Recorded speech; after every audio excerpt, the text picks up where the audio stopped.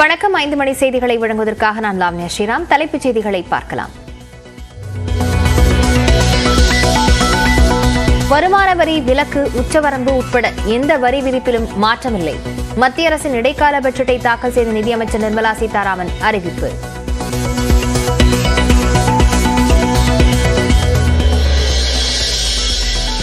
பிரதமரின் வீடு கட்டும் திட்டத்தின் கீழ் 3 கோடி வீடுகள் கட்டப்பட்டுள்ளதாக பட்ஜெட்டில் தகவல். அடுத்த 5 ஆண்டுகளில் மேலும் 2 கோடி வீடுகள் கட்டப்படும் என அமைச்சர் நிர்மலா சீதாராமன் உறுதி.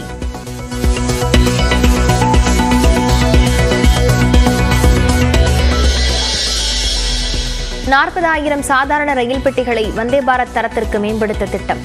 மெட்ரோ ரயில் திட்டம் மேலும் பல நகரங்களில் செயல்படுத்தப்படும் எனவும் பட்ஜெட்டில் அறிவிப்பு.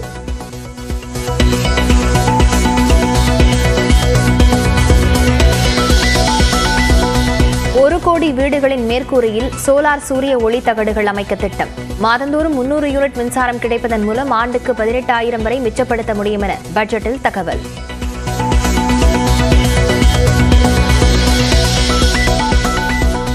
பட்ஜெட்டில் ரயில்வே துறைக்கு 2,55,000 கோடி ரூபாய் ஒதுக்கீடு. தமிழ்நாட்டில் 6,331 கோடி ரூபாயில் திட்டங்கள் செயல்படுத்தப்படும் என ரயில்வே அமைச்சர் அஸ்வினி வைஷ்ணவ் அறிவிப்பு.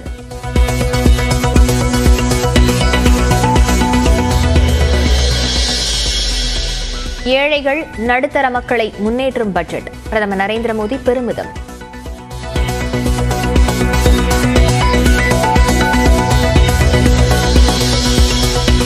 ஏழைகள் மற்றும் நடுத்தர வர்க்கத்தினருக்கான அறிவிப்புகள் எதுவும் பட்ஜெட்டில் இல்லை என காங்கிரஸ் தலைவர் மல்லிகார்ஜுன கார்கே விமர்சனம். 2 கோடி வேலை வாய்ப்புகள், கருப்பு பணம் மீட்பு என்ற பாஜகவின் வாக்குறுதிகள் என்னவானது என்றும் கேள்வி.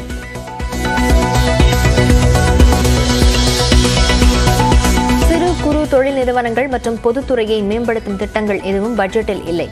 திமுக மாநிலங்களவை உறுப்பினர் திருச்சி சிவா கருத்து.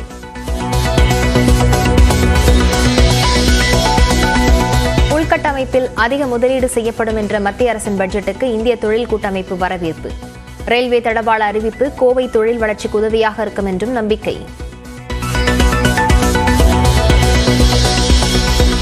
கிளாம்பாக்கம் ரயில் நிலைய பணிகள் 6 மாதங்களில் நிறைவடையும். சென்னை ரயில்வே கோட்ட மேலாளர் விளக்கம்.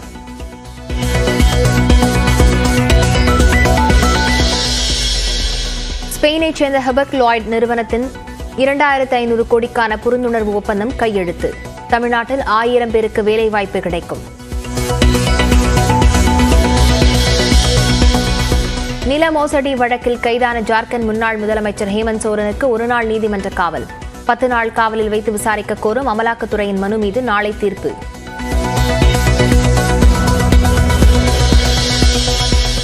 பிப்ரவரி மாதம் தமிழ்நாட்டிற்கு 2.5 TMC தண்ணீர் திறக்க கர்நாடகாவுக்கு காவிரி ஆணையம் உத்தரவு. தமிழ்நாடு அரசின் எதிர்ப்பை தொடர்ந்து மேகதாது அணை குறித்து கூட்டத்தில் விவாதிக்கப்படவில்லை.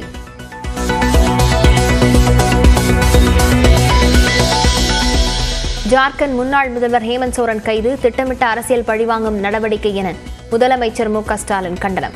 பாஜகவின் மிரட்டலை எதிர்த்து போராடும் சோரனின் உறுதி உத்வேகம் அளிப்பதாகவும் எக்ஸ் பக்கத்தில் பதிவு.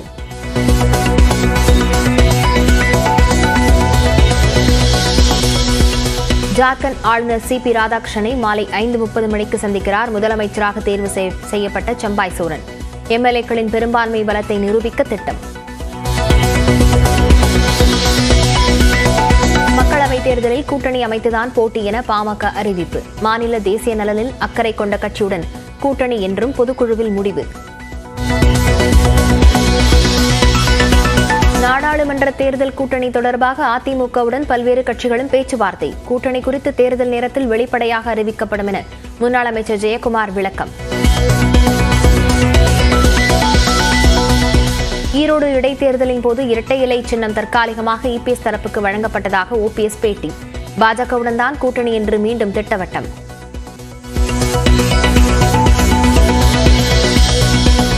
திமுக MLA மகன் வீட்டில் வேலை செய்த பட்டேலின பெண் தாக்கப்பட்ட விவகாரம். கண்டனம் தெரிவித்து மாநிலம் தழுவிய போராட்டத்தில் ஈடுபட்ட அதிமுகவினர்.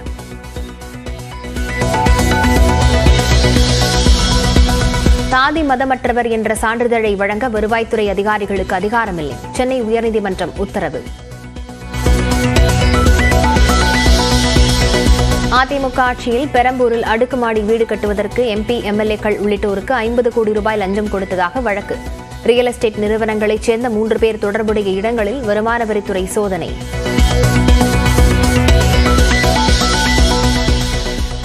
அந்நிய செலாவணியில் முறைகேடு நடைபெற்றதா என அமலாக்கத்துறை ஆய்வு. அனைத்து ஆவணங்களையும் வழங்கியுள்ளதாக இந்தியா சிமெண்ட்ஸ் நிறுவனம் விளக்கம்.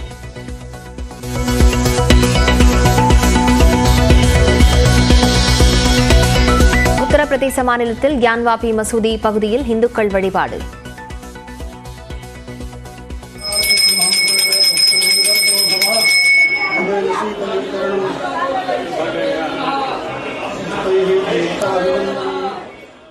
நீதிமன்ற உத்தரவை தொடர்ந்து நடவடிக்கை.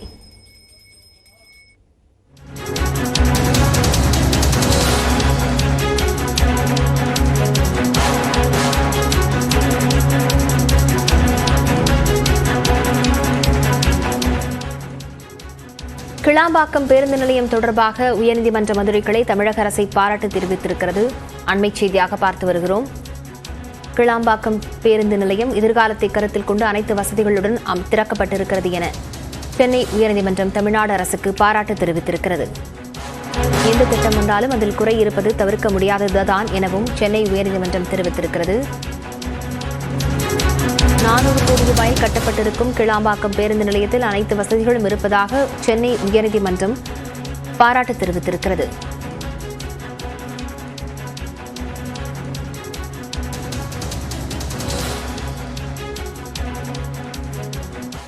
தமிழ்நாடு சட்டப்பேரவை கூட்டத்தொடர் குறித்து சென்னை தலைமைச் செயலகத்தில் சபாநாயகர் அப்பாவு செய்தியாளர்களை சந்திக்கிறார். நேரலையில் பார்க்கலாம். கூட்டத்தினை வருகிற பிப்ரவரி மாதம் 12ஆம் தேதி காலை 10 மணிக்கு தலைமைச் செயலக வளாகத்தில் அமைந்துள்ள சட்டப்பேரவை மண்டபத்தில் கூட்டியுள்ளார்கள்.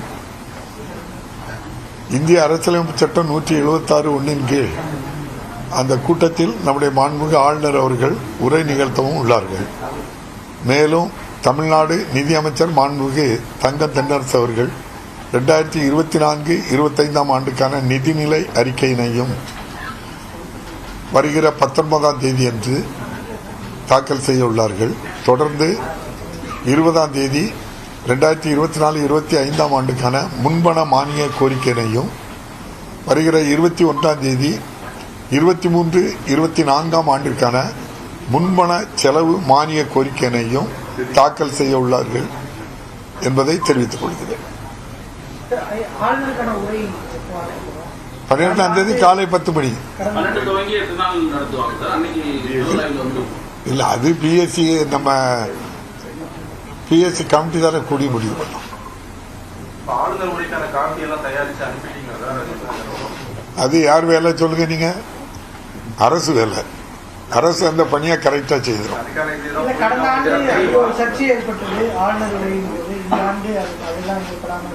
சர்ச்சை நம்மளால ஒண்ணும் இல்லைல்ல. சட்டப்பேரவை தலைவர்னாலே அரசாலேயோ எந்த சர்ச்சையும் வரல. நல்லா இருக்கும் இந்த வருஷம்.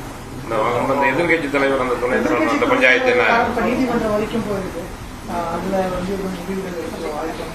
நீங்களே சொல்லிட்டு நீதிமன்றத்தில் இருக்குது அப்படின்னு சொல்லுவீங்க. நீதிமன்றம் சட்டப்பேரவையோ சட்டப்பேரவை தலைவரையோ கட்டுப்படுத்தாதுங்கிறது உங்களுக்கு எல்லாருக்கும் தெரியும். இப்போ நீதிமன்றத்தில் போய் அவங்க கேட்டிருக்காங்க. நீதிமன்றம் என்ன தீர்ப்பு வழங்குதோ அது வேற சமாச்சாரம். ஆனால் சட்டப்பேரவைக்குள்ள ஒரு உறுப்பினரை எங்கே அமர வைக்கணுங்கிறது முழு உரிமையும் சட்டப்பேரவை தலைவருக்குத்தான் உண்டுன்னு சொல்லி நானும் சொல்றேன். இதுக்கு முன்னால் இருந்த மாண்புமிகு சபாநாயகர் தனபால் அவர்களும் அதை சட்டமன்றத்திலேயே வெளிப்படையாக சொல்லியிருக்கின்றார்கள். அது உங்களுக்கு பல முறை நம்ம அதை சொல்லியாச்சு. திரும்பவும் அதை நினைவுபடுத்த வேண்டியதில்லைன்னு நினைக்கிறேன்.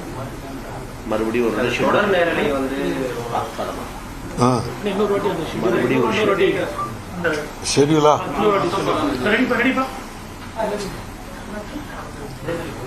தமிழ்நாடு ஆளுநர் மாண்புமிகு RN ரவி அவர்கள் இந்திய அரசியலமைப்பு சட்டம் 174(1) கீழ் தமிழ்நாடு சட்டமன்ற பேரவை கூட்டத்தினை வருகிற பிப்ரவரி மாதம் 12ஆம் தேதி காலை 10 மணிக்கு கூட்டியுள்ளார்கள். இந்திய அரசியலமைப்பு சட்டம் விதி 176(1) கீழ் நம்முடைய மாண்புமிகு ஆளுநர் அவர்கள் அன்றைய தினம் காலை 10 மணிக்கு கூட இருக்கின்ற சட்டப்பேரவையில் ஆளுநர் உரை நிகழ்த்துகின்றார்கள். மாண்புமிகு தமிழ்நாடு நிதியமைச்சர் மாண்புமிகு தங்கம் தென்னரசு அவர்கள் பிப்ரவரி மாதம் 19ஆம் தேதி 2024-25 ஆண்டுக்கான நிதிநிலை அறிக்கையினையும் 20ஆம் தேதி 2024-25 ஆண்டிற்கான முன்பண மானிய கோரிக்கையினையும் 2023-24 ஆண்டுக்கான நம்முடைய கூடுதல் செலவுக்கான நிதியினையும் அறிக்கையாக தாக்கல் செய்ய இருக்கின்றார்கள் என்பதை தெரிவித்துக் கொள்கிறேன்.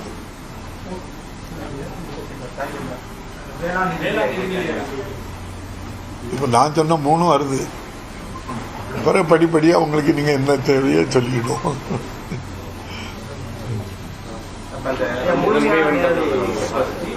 தம்பி, நேரலையை பற்றி சொல்லும்போது உங்களுக்கு தெரியும், மாண்புமிகு மறைந்த எதிர்க்கட்சி தலைவராக இருந்த விஜயகாந்த் அவர்கள் தான் நேரலை பண்ணி நீதிமன்றத்தில் என்ன செய்தாங்க,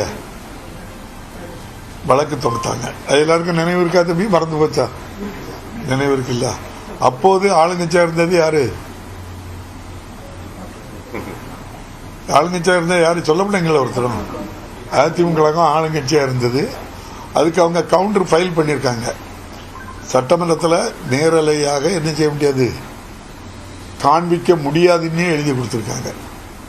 இப்போ அந்த வழக்கில் தான் அதிமுக சார்பாட்டம் மாண்புமிகு உறுப்பினர் வேலுமணி அவர்கள் தன்னை இணைத்துக் கொண்டு முழுமையாட்டு நேரலை நடத்தணும்னு சொல்லியிருக்காங்க. நம்ம இந்த அரசு பொறுப்பேற்ற பிறகு மாண்புமிகு முதல்வர் மு க ஸ்டாலின் அவர்கள் நேரலையாக முழுமையாக நேரலையாக காண்பிக்க வேண்டும் என்பதுதான் இந்த அரசினுடைய முழு கொள்கை திட்டம். அதை நோக்கி தான் தற்போது ஆரம்பிக்கப்பட்டிருக்கின்றது. முதல் கட்டமாக உங்களுக்கே தெரியும், கேள்வி பதில்கள் முழுமையாக காட்டப்படுகிறது. அதனைத் தொடர்ந்து சில முக்கிய கவன ஈர்ப்பு தீர்மானங்கள், முக்கிய அரசு தீர்மானங்கள் எல்லாம் தொடர்ந்து காண்பிக்கப்பட்டு கொண்டு இருக்கின்றது. தொடர்ந்து இந்தியாவில் பல மாநிலங்களில் நம்மள மாதிரி யாருமே நடத்தலை, யாருமே நேரலையாட்டு நடத்துறதில்ல. கேரளா எடுத்துக்கிடுங்க, ஒரிசா எடுத்துக்கிடுங்க, நம்ம தான் முழுமையாக நடத்துகிறோம். அதே போல் மீதி இருக்கக்கூடிய மானிய கோரிக்கையுடைய டிபேட்டுகளுமே முழுமையாக நடத்தணுங்கிறது அரசனுடைய எண்ணம். அதற்கான பணிகளை நாங்கள் செய்துக்கிட்டு இருக்கோம்.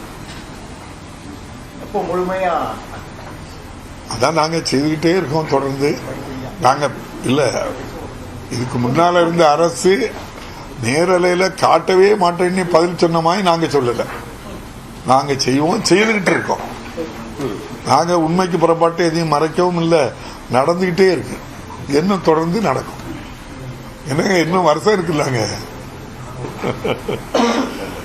எல்லாம் நீங்க ஒவ்வொன்றா நடக்கும். இப்போ நீங்க வந்து 1921 இருந்து இன்று வரைக்கும் உள்ள சட்டமன்ற நடவடிக்கைகளை எல்லாம் ஆன்லைன்ல பார்க்கறதுக்கு வசதியாட்டு தேவையான நடவடிக்கைகள் எடுத்துட்டு வரோம். எல்லாமே ஸ்கேன் பண்ணி அது எல்லாமே அப்லோடு பண்ணி முறையாட்டு மாண்புமிகு முதல்வர் மறைந்த தலைவர் கலைஞர் அவர்களுடைய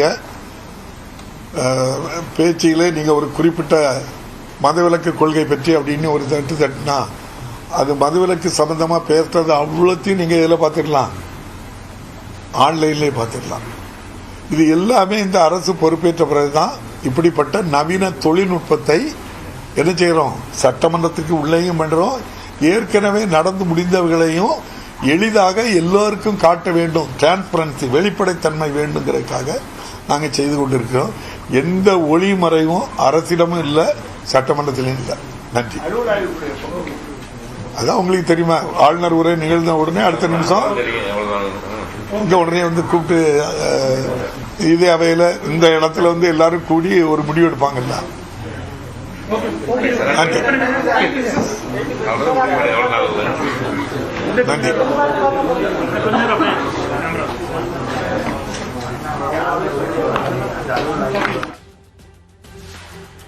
தமிழ்நாடு சட்டப்பேரவை கூட்டத்தொடர் வருகின்ற பிப்ரவரி 12ஆம் தேதி தொடங்கும் எனவும் 19ஆம் தேதி அடுத்த நிதியாண்டுக்கான பட்ஜெட் தாக்கல் செய்யப்படும் எனவும் சபாநாயகர் அப்பாவு செய்தியாளர்களை சந்தித்து தெரிவித்திருக்கிறார். விவரங்களை பின்னர் வரும் செய்திகளில் பார்க்கலாம்.